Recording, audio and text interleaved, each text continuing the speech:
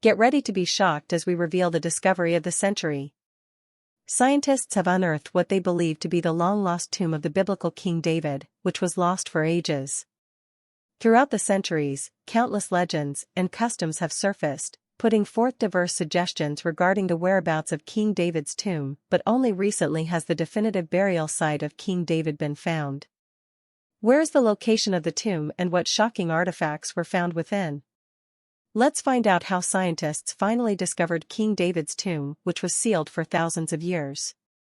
In 1993, a surprising discovery put an end to the debate surrounding the existence of King David, a key biblical figure. The discovery came in the form of a stone slab known as the Tel Dan stele, which dates back to the 9th century BCE. The inscription on the slab, written in Aramaic, refers to the House of David, providing early evidence of the existence of a Davidic dynasty.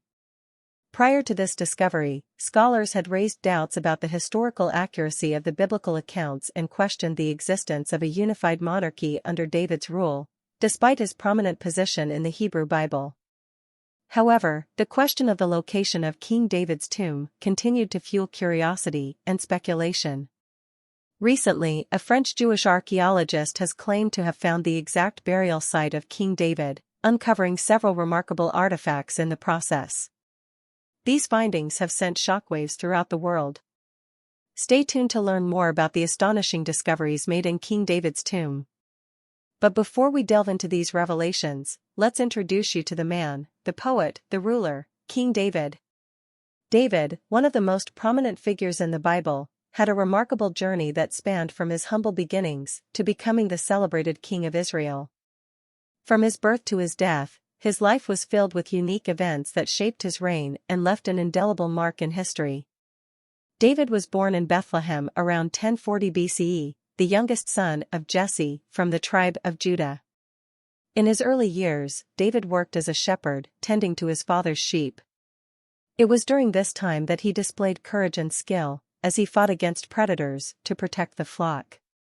One of the most well-known accounts from his youth is the confrontation with the Philistine giant, Goliath. Armed only with a sling and stones, David fearlessly defeated Goliath, showcasing his unwavering faith and bravery. Following his victory over Goliath, David's popularity soared, and he forged a close friendship with King Saul. However, Saul's growing jealousy of David's popularity led him to seek David's life, forcing David to flee and live as an outlaw. During this period, known as the wilderness years, David gathered a group of loyal followers, and they lived in the wilderness, constantly evading Saul's relentless pursuit. Despite Saul's repeated attempts to kill him, David refused to harm Saul, showing respect for the anointed king of Israel. This act of mercy and reverence demonstrated David's integrity and unwavering commitment to God's chosen leaders. Eventually, Saul perished in battle, and David mourned his passing. With Saul's demise, David was anointed as the king of Judah, and he established his capital in Hebron. He ruled over Judah for 7.5 years until the other tribes of Israel recognized him as their king as well. During his reign, David accomplished numerous significant feats. One of his most notable achievements was capturing Jerusalem from the Jebusites and transforming it into the political and religious center of Israel. Furthermore, he brought the Ark of the Covenant to Jerusalem, symbolizing the spiritual unity of the nation and solidifying his reign. David's rule was marked by military triumphs as well. Under his leadership, Israel experienced unprecedented victories against their enemies. David expanded the borders of Israel, securing its sovereignty and establishing a period of relative peace. The famous Psalm 23, written by King David, reflects his deep faith and unwavering reliance on God during these tumultuous times. However, David's reign was not without its challenges and moral failings. He had an affair with Bathsheba, the wife of one of his soldiers, Uriah the Hittite, and this casts a shadow over his legacy. Overwhelmed with guilt and fear, David sent Uriah to the battlefront, where he was killed. David's actions brought divine judgment upon his household. Nevertheless, David sincerely repented and sought forgiveness, displaying his humility and unwavering devotion to God. But despite all these, David's reign witnessed significant cultural and religious advancements. He organized the Levites and established a complex system of worship and musical praise. Many of the Psalms, which are cherished expressions of faith and devotion to God, were composed during his reign. In his later years, David faced rebellion from his own son, Absalom, who sought to seize the throne. The conflict ended tragically when Absalom was killed during the battle. David's grief over the loss of his son deeply moved the nation, revealing his unconditional love as a father, despite the rebellion. As David neared the end of his life, his son Adonijah attempted to seize the throne, believing that he was the rightful successor. However, David had already promised the kingship to his son Solomon. Hearing of Adonijah's actions, the aging king acted swiftly to secure Solomon's position as the next ruler of Israel. David summoned his loyal supporters, including the prophet Nathan and the priest Zadok, and instructed them to anoint Solomon as the next king. The ceremony took place in the presence of these trusted advisors, and Solomon was anointed as the future ruler of Israel. This public declaration solidified Solomon's claim to the throne and ensured the smooth transition of power. Although weakened by age and illness, David continued to offer guidance to Solomon, imparting his wisdom and experience. He provided his son with instructions and advice, emphasizing the importance of faithfulness to God and adherence to his commandments. David also emphasized the importance of upholding the covenant that God had made with their family and the nation of Israel. Finally, David breathed his last breath, and the great king of Israel passed away. The news of his death spread throughout the land, and the people mourned the loss of their beloved monarch. David's reign came to a close with his death at the age of 70. He left a lasting legacy as the king who united the tribes of Israel, established Jerusalem as its capital, and brought the nation to great prominence. David's life, characterized by his courage, faith, and repentance, continues to inspire believers and serves as a reminder of God's grace and mercy. Although David's death marked the end of an era, signifying the passing of a legendary figure, centuries later a new story began as historians and biblical scholars searched for the tomb of David. Now, after centuries of search, scientists have finally uncovered King David's tomb within a long-sealed cave, reigniting the age-old debate surrounding its existence. Why is finding the tomb of the Jewish King David such a big deal? And was King David a real person? According to the Old Testament, King David, the legendary figure of ancient Israel, was buried within the city of David. This burial site was believed to be the final resting place not only of King David but also of many kings of Judah who came after him. For centuries, archaeologists and scholars have engaged in a quest to identify and locate these early royal tombs. However, the search has been shrouded in mystery and controversy, with some suggesting that these burial sites were destroyed during the various stages of Jerusalem's development into a modern city, while others even question the existence of King David himself. In order to fully appreciate the significance of the discovery of King David's tomb, it is important to first explore the archaeological evidence supporting his existence. One of the primary sources of evidence regarding King David's existence comes from historical texts and inscriptions. The Old Testament provides detailed accounts of David's life and reign, offering valuable insights into his existence as a significant figure in ancient Israelite history. These texts describe his rise from a shepherd boy to a powerful king, his victories in battle, and his establishment of Jerusalem as the capital city. While the religious nature of these texts has led some to question their historical accuracy, they nevertheless serve as important sources for understanding the life and times of King David. Another crucial piece of evidence is the Tel Dan stele, an ancient stone slab discovered in northern Israel. The inscription on the stele, dating back to the 9th century BCE, mentions the House of David. This reference to David's dynasty provides external evidence of his historical existence and reinforces the biblical accounts of his reign.